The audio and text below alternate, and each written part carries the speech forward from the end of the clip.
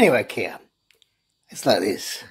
Me and my main man here were a little upset by all those pictures of you staring at representations of William Shakespeare as if he was a bit of dirt you'd just scraped off your shoe. So we decided to look at the evidence, didn't we? And we found it a little shaky. Get it? Shaky, yeah.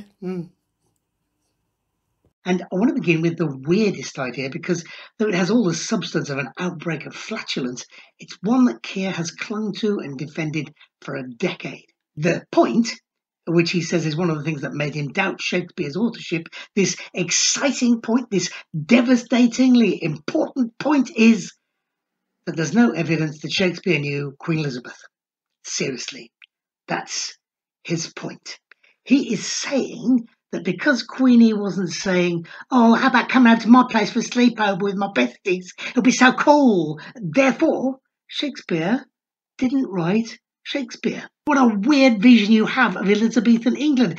Keir shares that view that seems common among his comrades, that there were only about 15 people in Elizabethan England, plus a couple of old ladies who made the frocks and pants, and these people took it in turns to write Shakespeare's plays and shag the Queen. Clearly, playwriting was the easier gig of the two. Now, whether Queenie knew Shakespeare or vice versa is stupendously irrelevant, except what Dr. Cutler seems to have neglected to do is check out the facts. What you're looking at here is a 1598 title page for Love's Labour's Lost, which was, it says, performed before the Queen.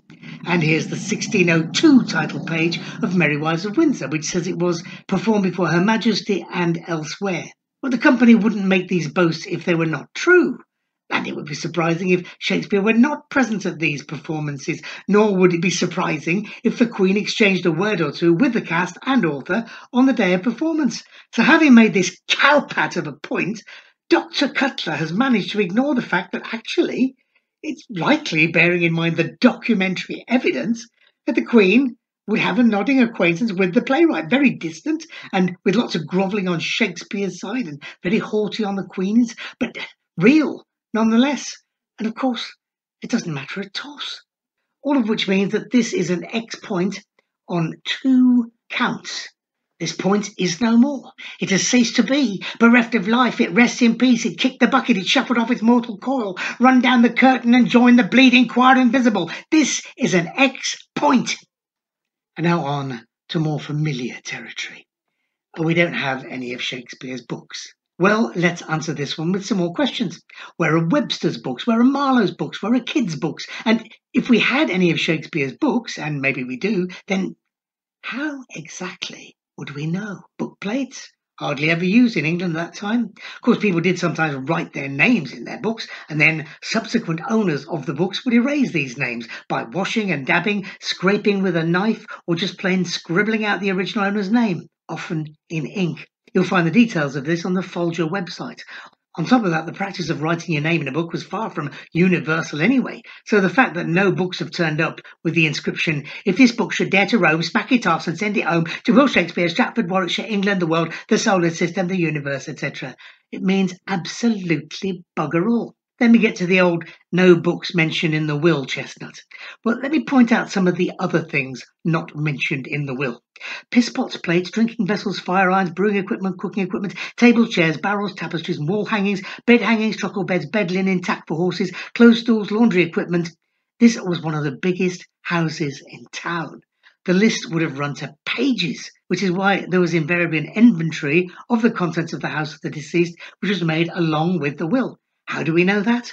Because we have the inventories of other wealthy Stratfordians. Here's one, here's another one, and here's another one, and another, and another. And this one, for Clement Swallow, who died in 1571, actually does mention some books, all of which shows that the practice, at least in Stratford, was to have a will which gave a general outline and also listed particular bequests with a more detailed inventory of movables. And of course, Keir mentions letters. Well, let's look at letters. Well, there's a very useful database that tells us all about literary manuscripts, including autograph letters. It's called the Catalogue of English Literary Manuscripts, CELM for short. And yes, Ben Jonson, for example, did leave some letters, 4 in total, just 4. Now let's look at some other examples. Of other writers of the time, Marlowe left none, Michael Drayton left one, Chapman none, Francis Beaumont none, John Fletcher none. There is one heavily disputed letter signed John Webster, but we can't be sure of its authenticity. Thomas Middleton left several manuscripts of poems, but no letters. Anyhow, the upshot is that me and Shakey here would really appreciate it if, when you make some claim like the writer of the Shakespeare canon was clearly a military genius, well, maybe you should back it up with some quotes from the Shakespeare canon. That's just logic, isn't it? Or if you disagree with that proposition, maybe you can leave a comment explaining why. If you have been, thanks for listening.